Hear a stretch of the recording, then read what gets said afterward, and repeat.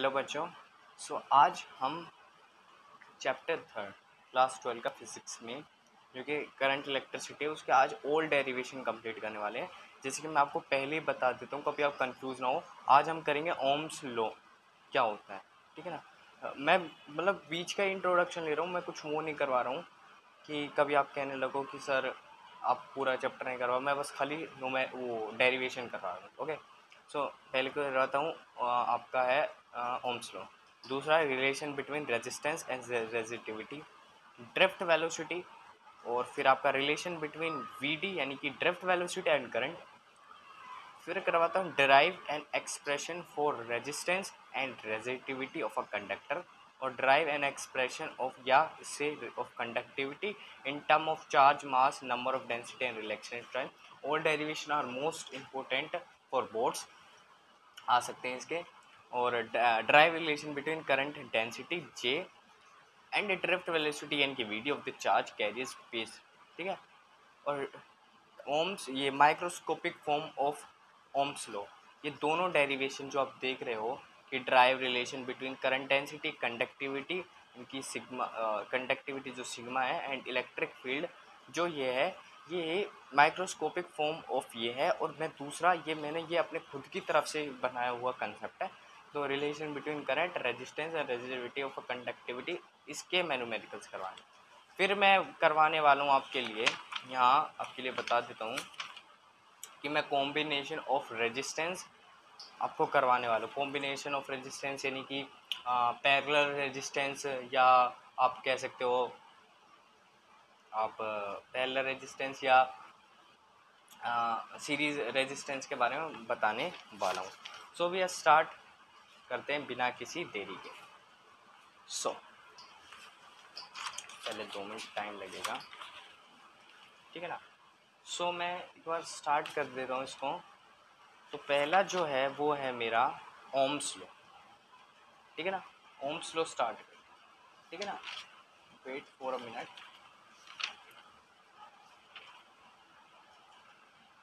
हाँ गाइस, देखो मैं ना कम मिनट में बहुत ज़्यादा आपको समझाने वाला हूँ, इसलिए ना मैं अपनी एक बुक का, जो मेरी बुक है जिसको मैं यूज़ करता हूँ, मैं उसका यूज़ करूँ। गाइस सॉरी, आप सोच रहे होंगे कि सर आप तो बिना उसके पढ़ा रहे हो, पर सॉरी फॉर दिस, मैं आपको इसका आपका कंसेप्ट क्लियर कर रहा हूँ। मैं यानी कि आपको कम टाइम में ज़्यादा समझाना। अगर मैं लिख कर दूँ और वही चीज़ इसी में लिखूँ, यार मैं याद करके वो इसी में लिखूँ, या पहले इससे बता दूँ, तो फ़ायदा क्या है। मैं इसलिए इसी का यूज़ कर रहा हूँ। बहुत इंपॉर्टेंट है ओम्स लॉ। करा हुआ आपने। ओम्स लॉ क्या कहता है? It's state that the voltage applied across the ends of a conductor is directly proportional to the current flow through the conductor at constant temperature. मैं एक पेज ले लेता हूँ थोड़ा आपका कंसेप्ट क्लियर करने के लिए। गाइज मेरी ये फर्स्ट वीडियो है, इसलिए आपको बहुत से इशू मिल रहेंगे, जैसे कि बैकग्राउंड में क्लियरिटी आवाज़ नहीं आ रही है, आवाज़ वो आ रही है, क्लियरिटी फ़ोन में नहीं है बिल्कुल भी। Sorry for this is my first time.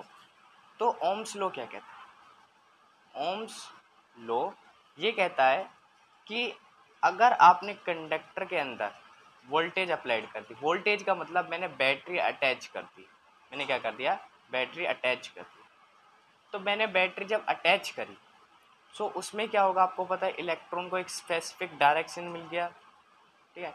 Electron क्या करेंगे, पहले रैंडमली मोशन कर रहे थे, फिर इनको क्या मिल गया, एक स्पेसिफिक डायरेक्शन मिल गया। अब स्पेसिफिक डायरेक्शन मिल गया तो इलेक्ट्रॉन इधर की तरफ मूव करने लगेंगे, इलेक्ट्रॉन इधर की तरफ मूव करने लगेंगे। उसी ने यही कहा है। अब जब चार्ज मूव करते हैं तो क्या होता है, जब चार्ज मूव होता है, करंट में पढ़ा था ना ये, तो 9th 10th ये बात है, सिंपल सी बात है। जब चार्ज मूव करने लगते हैं तो क्या होता है, करंट प्रोड्यूस होता है। जहाँ इलेक्ट्रॉन मूव करने लगे तो करंट यहाँ प्रोड्यूस होने लगता है, ठीक है ना। अपोजिट डायरेक्शन ऑफ इलेक्ट्रॉन, पता होगा ना।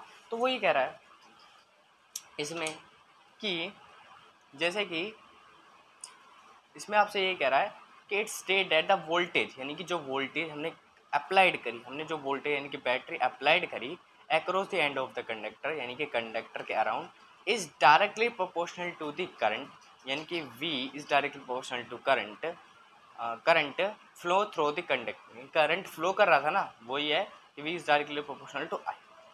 अब V डायरेक्टली प्रोपोर्शनल टू को हटाने के लिए हमें एक क्या करना पड़ता है, एक कांस्टेंट को रखना पड़ता है।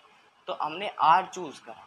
अब R क्या है, where R is the proportionality constant and it is called resistance of conductor. ठीक है, R क्या है मेरा, प्रोपोर्शनैलिटी कांस्टेंट है। क्या है, प्रोपोर्शनैलिटी कांस्टेंट है, is called resistance of conductor. ठीक है ना बात। So V equal to R I हो जाएगा। R क्या है, रेजिस्टेंस। रेजिस्टेंस क्या होता है, जो करंट को रेजिस्ट करता है। करंट को रेजिस्ट करने का मतलब ये होता है कि मान लो कि आपका आप क्या हो, आप करंट हो और रेजिस्टेंस क्या है, आपका भाई है। अब आप शरारत करते हो तो आपका भाई क्या कहता है, शरारत मत करो यार, रेजिस्टेंस अपना पापा मान लो, सिंपल तो अज्यूम कर लो, ठीक है ना, पापा मान लो। तो रेजिस्टेंस क्या करता है, रोकता है। जब भी करंट इधर को तरफ मूव करता है रेजिस्टेंस रोकता है, जिसका ये ऐसे साइन रहता है, ठीक है ना, रेजिस्टेंस रोकता है। Sorry for this, wait for a minute. हाँ, तो रेजिस्टेंस क्या करता है, रोकता है। ये आपने साइन देखा होगा, यानी कि करंट को फ्लो करने नहीं देता, यानी कि रोकता, रेजिस्ट करता है। ठीक है, रेजिस्टेंस इसी को कहते हैं। तो R equal to V by, ठीक है ना। इसका डायग्राम आप देख सकते हो, एक कांस्टेंट की तरफ जा रहा है, स्लोप डेल्टा वी बटे डेल्टा आई हो जाएगा। ठीक है, इसमें ज़्यादा मुझे करने की ज़रूरत नहीं है। अगला आते हैं हम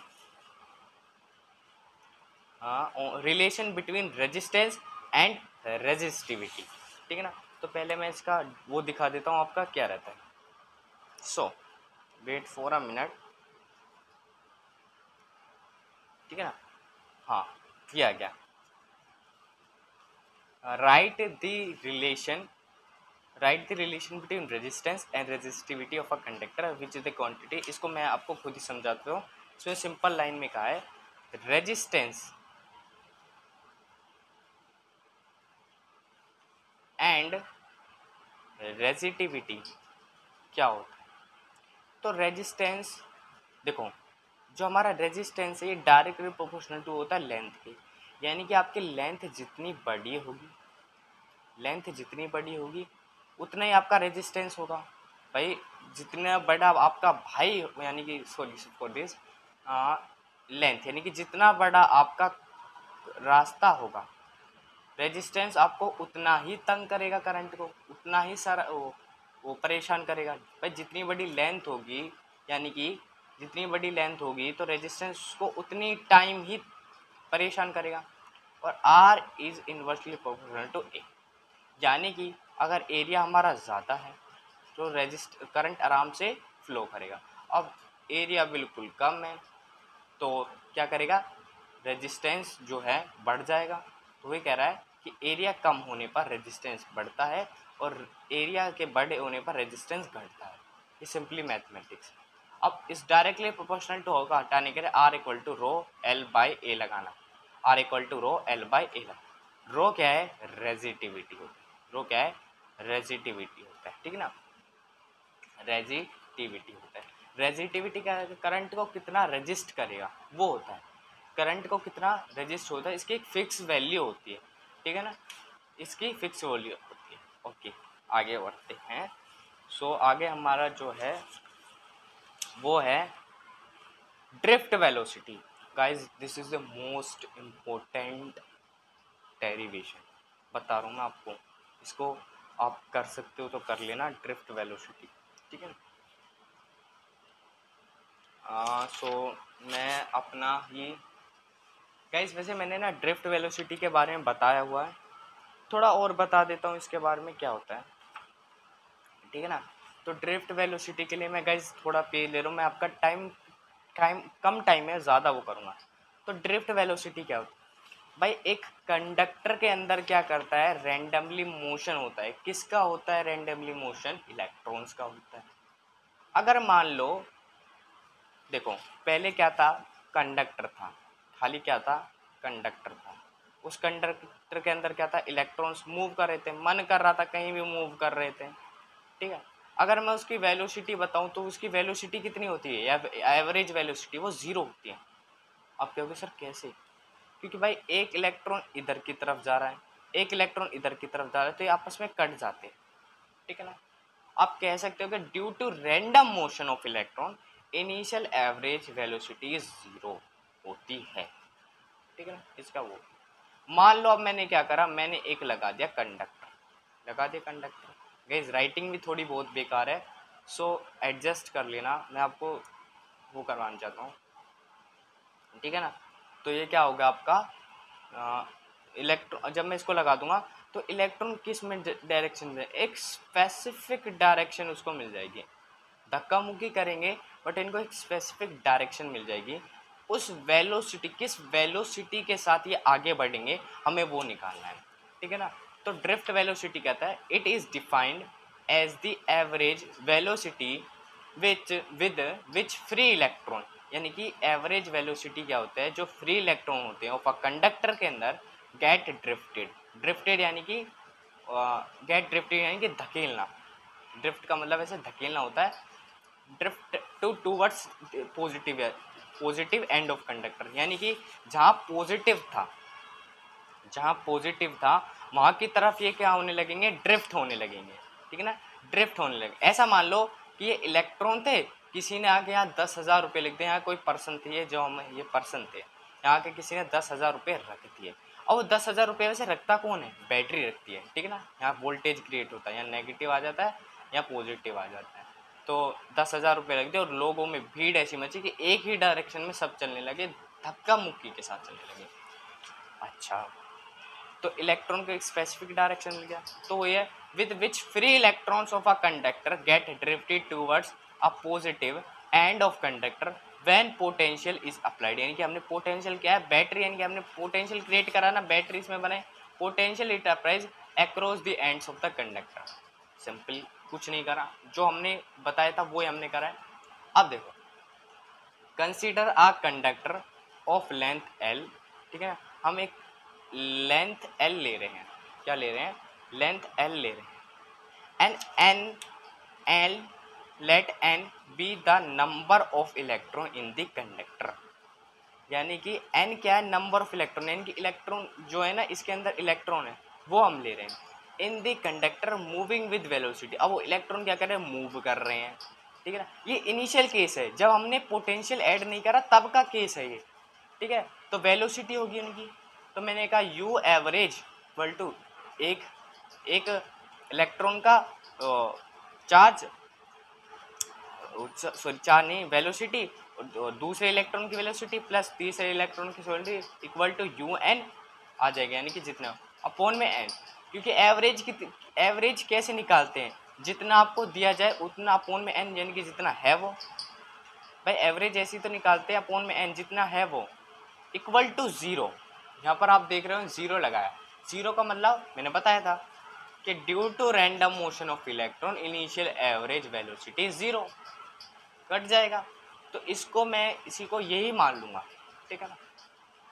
अच्छा, तो अब क्या करा हमने गाइज, कभी आप सोच रहे हो, मैं फिर से आपको बता रहा हूँ, कभी आप सोच रहे हो कि सर ये आप लिख के नहीं दिखा रहे हो, वो वैसे ही बता रहे हो, मैंने कुछ नहीं करा, मैंने पहले ही लिख रखा था, मैंने इसकी वीडियो पहले ही बना रखी थी ऐसे ही उस पर, इसलिए मैं गाइस दोबारा टाइम वेस्ट नहीं करना चाहता। अगर आपको देखना अच्छी तरीके से भाई ये ड्रिफ्ट वेलोसिटी, तो आप नेक्स्ट यानी कि मेरे उसमें जा सकते हैं, चैनल में आपको मिल जाएगा। अच्छा, now let the conductor is connected with a battery due to which electron present in the conductor start drifting toward the positive terminal of a battery. Now अब क्या करा, let the conductor is connected, background में कोई भी आवाज़ आ रही हो उसको इग्नोर करना, क्योंकि मैं गांव में रहता हूँ तो यहाँ बच्चों के बहुत, मेरे घर के साइड में एक स्कूल है तो वहाँ पर शोर मचता रहता है, ठीक है ना। तो ज़्यादा वो मत करना कि सर आवाज़ आ रही। So now let the conductor is connected with a battery, यानी कि हमने क्या करा, कंडक्टर के अंदर बैटरी को कनेक्ट करा, okay, due to which electron present in the conductor, जो कि इलेक्ट्रॉन प्रेजेंट है कंडक्टर के, स्टार्ट ड्रिफ्टिंग, यानी कि स्टार्ट ड्रिफ्टिंग यानी कि धकेलना कहते हैं वैसे इसको, इसमें मतलब कहने का मूव करने लगेंगे। मूव कहाँ करेंगे, toward the positive terminal of battery, यानी कि पॉजिटिव टर्मिनल ऑफ बैटरी की तरफ मूव करने लगेंगे। देखो गाइस, मैंने जैसे दिखा रखा कि यहाँ पर क्या है, पॉजिटिव था, अब इलेक्ट्रॉन का एक स्पेसिफिक डायरेक्शन होगा, कि जब मैंने वोल्टेज क्रिएट कर दिया, अब तुमने जब मैंने वोल्टेज क्रिएट कर दिया तो तुम्हारी इलेक्ट्रिक फील्ड जनरेट हो जाती है, पता है आपको, इलेक्ट्रोस्टैटिक्स में पढ़ा होगा। तो मैं कहता हूँ फोर्स ऑन ईच इलेक्ट्रॉन कितना होगा, यानी कि इनके ऊपर फोर्स लग रहा होगा, कोई इनको खींच रहा होगा, भैया पॉजिटिव है ये नेगेटिव है, इन दोनों की तरफ जब खींचता है, इनकी दोनों तरफ अट्रैक्ट करते हैं, तो कौन सा फोर्स लगता है, इलेक्ट्रोस्टैटिक फोर्स लगती है। तो F equal to Q E, तो F equal to minus E और ई, ओके, ये सेकेंड इक्वेशन हो जाएगा।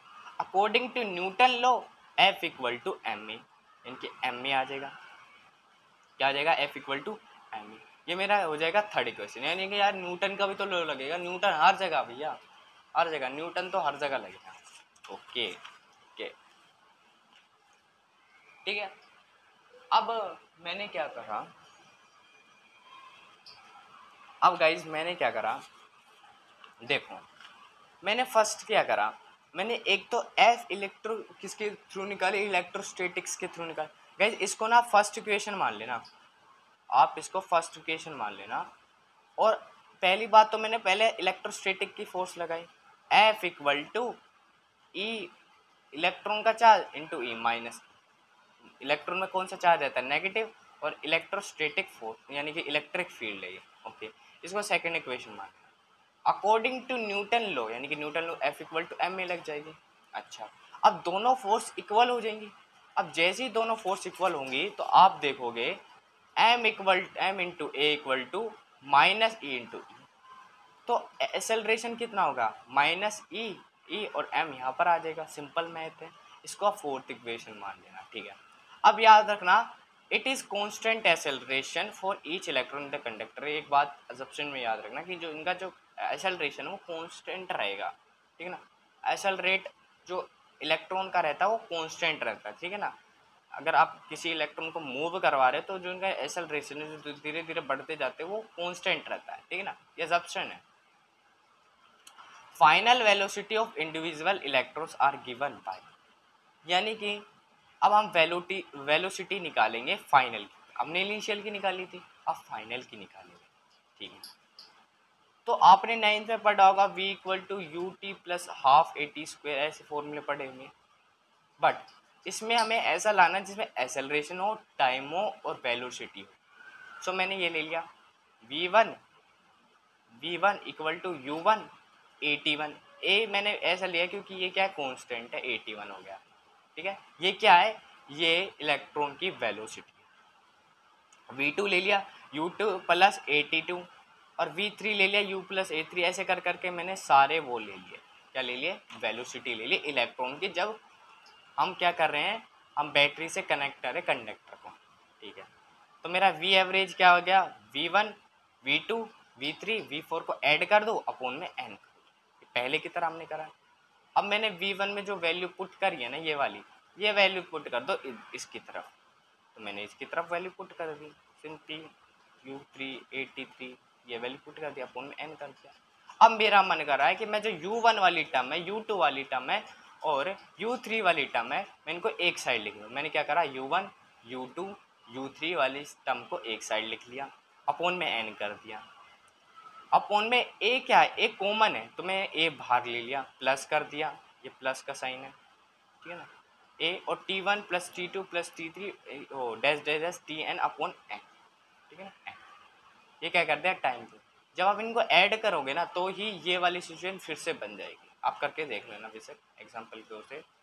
अब फ्रॉम फर्स्ट ये हमारी क्या थी, ये हमारी ज़ीरो थी, आपको पता होगा कि सब इलेक्ट्रॉन का जो वो था वो ज़ीरो था, पता चल गई, इसलिए उसमें देख वो करा होगा। तो वी एवरेज क्या होगा, u प्लस ए टाउ, ये टी ऐसे बनता है, ये क्या है, टाउ। ये टाउ क्या होता है, ये रिलैक्सेशन टाइम होता है। टाउ को आप ऐसे समझ सकते हो कि जब इलेक्ट्रॉन्स एक तरफ मूव करने लगेंगे, इलेक्ट्रॉन्स एक तरफ मूव करने लगेंगे तो टकराव करेंगे, ठीक है, टकराव करने लगेंगे, ठीक है ना। तो आप ऐसे समझ सकते हो, जैसे मैं यहाँ लिख रखा है कि जब दो इलेक्ट्रॉन आपस में नहीं टकराने वाले उस टाइम को हम रिलैक्सेशन टाइम कहते हैं। यानी कि मान लो दो इलेक्ट्रॉन जब नहीं टकरा रहे हैं, टकराएंगे तो हमेशा हमेशा टकराते रहेंगे, जब नहीं टकराएंगे तो उस टाइम को क्या कहते हैं, उस टाइम को टाउ कहते हैं, जिसको पहले मैंने टाउ कह दिया, ए टाउ, ठीक है, ए टाउ। अब इसको रखते हैं साइड, इस पेज को लेते हैं। सो मेरा वी एवरेज क्या आ जाता, ए टाउ आ गया था, ठीक है। तो वी एवरेज ए की वैल्यू मैंने कहाँ से निकाली थी, ये निकाली थी ना, ये वाली, इसको पुट कर देंगे, हाँ मैंने कर दिया, टाउ आ गया। तो एक तो आपकी ये निकल के आ गई, दूसरी कैसे आएगी, वी नो डैट, यानी कि हमें पता है इलेक्ट्रिक फील्ड और पोटेंशियल अपॉन लेंथ, पढ़ा हुआ ना, relation between electric field and intensity, sorry intensity नहीं, पोटेंशियल, इलेक्ट्रिक पोटेंशियल। क्यों, क्योंकि इसमें पोटेंशियल क्रिएट हो रहा है, तो हमने E equal to V by L ले लिया, ठीक है। अब हमने E की जगह इसको पुट करा तो ये हमारी एक वैल्यू ये आ गई, ठीक है ना, टाउ।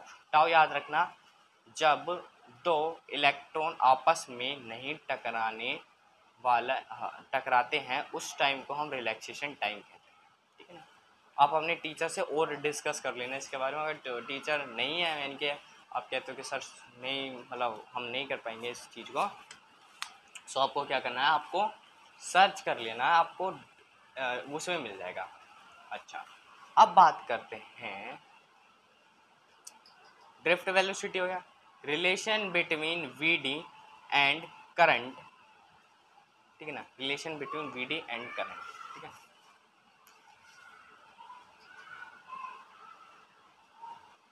सो 2 मिनट टाइम दूंगा आपका, वेट अ मिनट।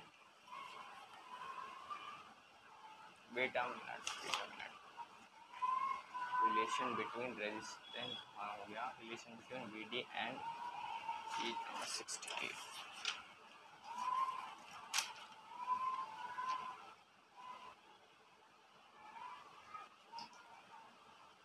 हाँ, सो गाइस स्टार्ट करते हैं, या मैं दूसरा पेज ले रहा हूँ, ठीक है। हाँ, सो स्टार्ट करते हैं, आपको शायद दिखाई दे रहा होगा ना, हाँ, relation between V D and electric current, okay.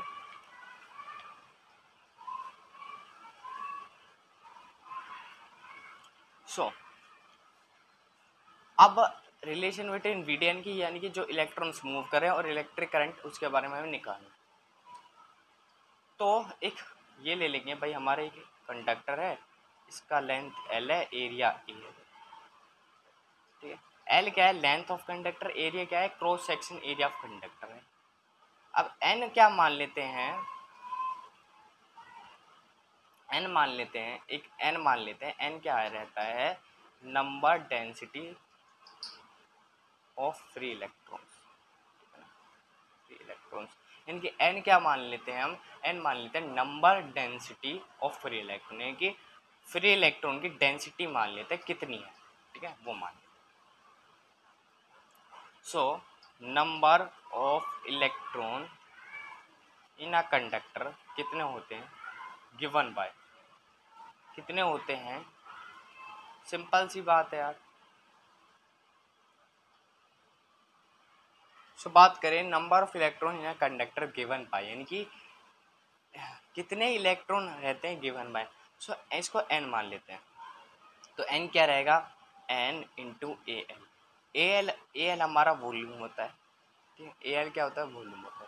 यार सिंपली बात है, नंबर ऑफ इलेक्ट्रॉन कितने होंगे उस कंडक्टर के अंदर, जितनी डेंसिटी है उसकी, यानी कि जितने वो है, इनटू वॉल्यूम, ठीक है, जितनी वो जगह घेर रहे हैं, वो नंबर ऑफ इलेक्ट्रॉन्स हो, N equal to N into A.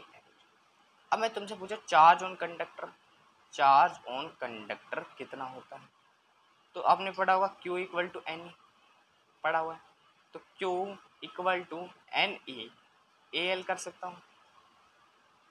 N क्या है, नंबर ऑफ इलेक्ट्रॉन्स, तो नंबर ऑफ इलेक्ट्रॉन्स यहाँ मिल गए, और इलेक्ट्रॉन का चार्ज मैं यहाँ लिख देता हूँ, इलेक्ट्रॉन का चार्ज कितना होता है, 1.6 इंटू 10⁻⁻19, ये मैंने करवाया हुआ है, आप जाके देख सकते हो मेरे फिर से चैनल में, बट आपके लिए तो कुछ भी है, तो मैं फिर से इस चीज़ को करवा रहा हूँ, उसमें डिटेल में करवाया।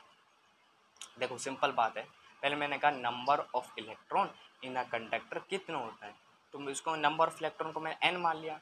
n क्या है, डेंसिटी ऑफ फ्री इलेक्ट्रॉन की जितनी डेंसिटी है into volume, density into volume, ठीक है, बेसिक्स मैथ में। अच्छा, मैंने कहा चार्ज ऑन इलेक्ट्रॉन कितना होता है, Q इक्वल टू एन होता है, तो number of electron into E, number of electron into E कर दूंगा तो मेरा चार्ज होगा इंटू वॉल्यूम, जितनी वो जगह घेरते हैं, ठीक है। ओके, सो इसको मैं क्या मान लेता हूँ, मैं इसको फर्स्ट मान लेता हूँ, ठीक है। अब हम क्या करेंगे, डिफ्रेंशिएट करेंगे। तो चार्ज कितना होगा, Q equal to N E A L हो जाएगा, ठीक है ना। अब बात करते हैं time taken by electron cross conductor, यानी कि वो इलेक्ट्रॉन जब कंडक्टर को क्रॉस कर देंगे तो उसमें टाइम कितना लगता है। एक आपने फॉर्मूला पढ़ा होगा ना, speed equal to distance upon time, और तो टाइम को कर देंगे तो डिस्टेंस अपॉन स्पीड आ जाएगा। ऐसे ही तो मैं क्या करूँगा, मैं इसमें टाइम निकालूंगा तो टाइम क्या आ जाएगा, डिस्टेंस, डिस्टेंस कितनी, लेंथ, यानी कि इसकी लेंथ अपॉन में लेंथ, लेंथ अपॉन में वीडी, यानी कि क्या, वेलोसिटी, किसकी वेलोसिटी, इलेक्ट्रॉन की वेलोसिटी, जो हमें ड्रिफ्ट वेलोसिटी कहते हैं, ठीक है। अब एक अपने फॉर्मूला पढ़ा होगा, अब तो ये रिलेशन किसके बीच में आ गया, ये आ गया इलेक्ट्रिक करंट, यानी कि हम पढ़ते आ रहे हैं, हमने क्या निकाला, हमने सिंपली निकाला time taken by electron L by V D, simple. अब हम करते हैं करंट, क्योंकि हमें रिलेशन किसके में निकालना है, वीडी, वीडी हमारा आ गया, और हम निकालते हैं इलेक्ट्रिक करंट का। करंट क्या होता है हमारा, करंट होता है हमारा क्यू बाई टी होता है। तो क्यू मैंने निकाला था, ये क्या था, E N A L by L by V, L से एल कट गया तो ये क्या आएगा, E N A V D आ जाएगा, ठीक है ना। ई क्या है, चार्ज ऑन इलेक्ट्रॉन, एन क्या है, number density of free electron, A क्या है आपका, आपका जो एरिया दिया हुआ है वो है, और इनटू वी डी क्या है, वी डी आपका ड्रिफ्ट वेलोसिटी। सो सिंपल आ गया electric current and drift velocity. तो गाइज ये आपका पार्ट 1 रहेगा, पार्ट 2 आपको जल्द मिल जाएगा, आपको अभी बना के दे रहा हूँ मैं पार्ट